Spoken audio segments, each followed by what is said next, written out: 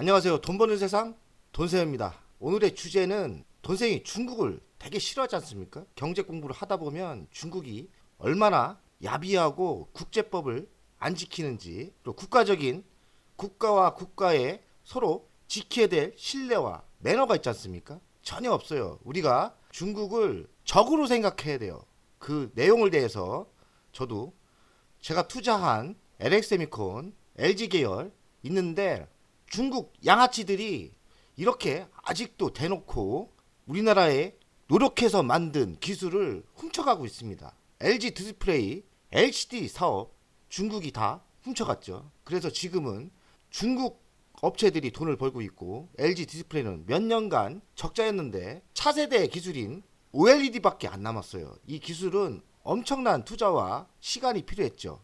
최근 뉴스인데 중국 양아치들이 LG 디스플레이 첨단 기술인 OLED 이 기술을 유출했다고 합니다. 유출한 방법은 LG 디스플레이 전 직원을 3명 정도 빼돌려서 월급 많이 준다 뭐 이런 식으로 꼬셨겠죠. 꼬셔서 스마트폰으로 사진을 찍고 유출했다는데 이게 말이 되는 겁니까? 이건 국가적인 대응이 필요하고 뭐 국제법을 통해서 하든지 손해배상 청구를 강력히 청구해야 되고, 이 매국노 같은 전 직원은 돈에 눈이 멀어서 매국노 짓을 한 거 아닙니까? 이런 사람들은 형사처벌을 당연히 받겠지만 보통 사람의 3배에서 10배를 때려야 된다고 생각합니다. 왜냐하면 미래 젊은이들의 일자리를 뺏는 거거든요. 지 하나 잘 살려고 국민들의 일자리를 뺏어가는 겁니다.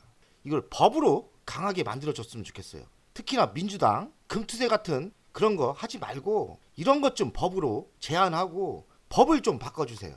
당연히 국민의힘도 이런 법을 강하게 만들어주시고 누가 먼저 하냐에 따라 국민의 지지가 올라가겠죠. 야당도 이런 것 좀 하세요.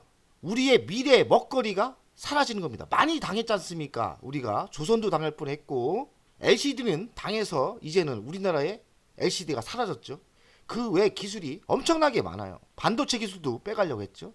기업은 기업대로 해킹이나 전 직원이 넘어가는 거를 처우를 잘해주든지 시스템으로 만들었으면 좋겠습니다. LG 디스플레이 광저우 공장 OLED 양상 기술 유출 피의자, LG 디스플레이 전 직원이 4명이네요. 4명이고 A씨는 20년 이상 OLED 패널 연구를 한 팀장급 연구원이고요. B씨는 기술 유출 공모 구속 수사, 그리고 C씨와 D씨는 AB 범행 협력. 그러니까 4명이 서로 아는 사람끼리 아는 4명끼리 이렇게 공모를 하고 국가의 미래 사업을 팔아먹었네요. 유출 기술은 LG 디스플레이 광저우 공장 대형 OLED 양상 기술 공정. 그러니까 중국의 공장도 지지 말아야 돼요. 이제 많이 철수는 하지만 다시는 중국에 진출도 하지 말아야 되고 우리가 공장을 치면 안 돼요. 몇 번 당했지 않습니까? 이 양아치 중국 놈들. 정말 중국 애들은 국제적으로 양아치예요. 절대 우리가 협력해 줄 필요도 없고 이제는 우리의 미래의 먹거리를 뺏기면 안 되겠습니다. 범행 과정은 2021년부터 22년까지 A씨가 중국 대형 디스플레이 업체로 이직하면서 스마트폰으로 촬영한 공장 설계 도면을 유출했다. 원래 제가 LG전자나 제가 LG 다녔지 않습니까? LG전자도 제가 방문하고 관리를 했으니까요. LG전자를 이렇게 방문하면 스마트폰을 마음대로 못 가지고 가고요. 스마트폰에 촬영을 못하게 보완을 해줘요.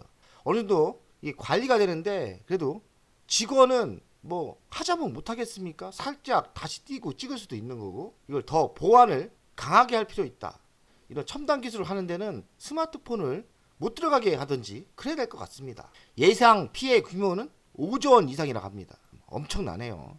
5조의 계산이 LG 디스플레이가 이 공정을 마련하기 위해서 2018년부터 5조 원을 투입했대요. 지금 한 푼도 못 벌었죠. 올해부터 돈 벌려고 하는데 벌써 기술을 뺏기면 되겠습니까?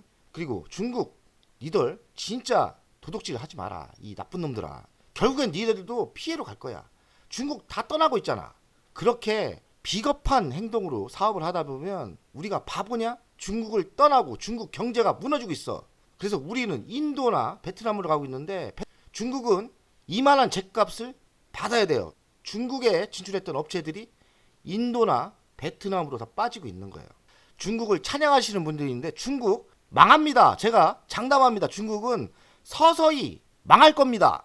A씨 범죄 수익 3,800만원 추징 보전 신청. 이게 무슨 말이냐면 5조의 피해를 줄 수도 있는 거잖아요. 그러니까 A씨, 이 기타 A씨, B씨, C씨, D씨 통장을 잡아놓을 수 있나 봐요. 그리고 피해에 대해서 돈을 청구해 가지고 돈 싸그리 뺏어야 됩니다. 그리고 형사처벌을 받는다는데 이 형사처벌이 생각보다 세지가 않아요. 정치인들이 형사처벌을 3년이면 뭐 20년 때리던지 이렇게 세게 때려야 됩니다. 세게 만들어 주시고 퇴직해서 같은 계열의 취직이 안 되게, 특히나 해외 중국 업체는 절대 못 가게 뭐 이런 법을 만들어 주시던지 법으로 좀 만들어야 됩니다. 기업이 통제하기는 법에 울타리가 있기 때문에 기업이 관리하기는 한계가 있어요. 그러니까 정치인들 쓰잘데없는 금투세를 하지 말고 이런 법을 만들어줬으면 좋겠습니다. LG 디스플레이 퇴사자 모니터링 과정에서 적발했답니다. 기업도 나름대로 퇴사자들을 뒷조사를 하고 있는 거예요. 그리고 국가정보원에 신고를 했고 국가정보원이 포착을 했고 사법당국이 수사를 했고 이제 3명이 걸려서 구속이 된 거죠. 중국 경쟁업체가 이직을 꼬신 거죠. 꼬셨는데 몸값을 높이는 과정에서 범행을 했다. 그리고 기업은 보안관리와 시스템 지속적 강화를 하겠다.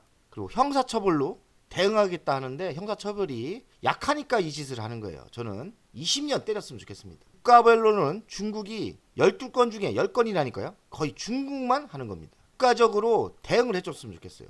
윤석열 대통령이 국가별로 니들 그러지 말라고 경고를 강하게 해줬으면 좋겠어요. 시진핑한테 경고를 하고 국가와 싸우고 그리고 국제법을 통해서 기술을 유출해간 거를 손해배상을 청구할 수 있는 그런 국제법이 저는 있을 거라고 생각해요. 강하게 우리가 돌려받아야 됩니다. 오늘 중국이 기술 유출을 하는 거는 심각한 거예요. 그래서 이 얘기를 했고 이런 사람들 용서하면 안 되고요. 매국노죠, 매국노. 젊은 사람들의 일자리를 뺏고 자기들만 호의호식하려는 그런 이기적인 생각. 제가 약하니까 하는 거고 중국 애들이 뭐 월급을 3배, 10배를 준다니까 꼬심에 당하는 거죠. 지금 주식 투자를 하시는 분들은 좀 보수적으로 대응을 해야 돼요. 변동의 폭이 저는 꾸준히 클 거라고 생각합니다. 여러 가지 환율 문제도 있고요. 현금을 지속적으로 만들어라. 현금도 종목이다. 저는 이렇게 현금을 어느 정도 자기 자산의 30%는 항상 만들어서 위기를 대응해야 된다고 생각합니다. 저는 나름대로 이렇게 계획이 있는데 페노션도 큰 욕심 안 내고 5% 정도 수익에 팔 거고 최근 코로나 재등장으로 그린생명과학이 강한데요. 한 10% 정도만 먹고 매도할 생각이고 LG화학은 한 7천만 원 정도만 매도를 안 했는데 이거 조만간에 매도할 생각입니다. 좀 하락하면 또 매수하는 전략으로 갈 겁니다. 현금을 위기관리를 할 수 있는 그런 현금이 확보되지 않을까 생각합니다. 2억 4천은 항상 현금을 지금 준비 중이에요. 든든하다 할까요?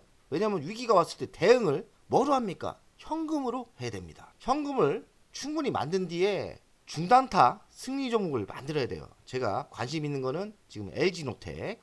LG노텍은 10월 달에 아이폰 신형이 나와요. 이때 대박으로 많이 팔린다는 소문이 있는데 좋은 타점을 보고 있습니다. 어제 들어갈까 말까 하다가 안 들어갔어요. 한 번 더 참았습니다. 그리고 LG화학은 2연타 성공했어요. 한 번 하고 어제 당일치기로 성공했어요. 그래서 2연타를 성공했고 좀 지속적으로 보고 있습니다. 그리고 하나시스템 보고 있고요. 두산 에너빌리티 원전 있죠.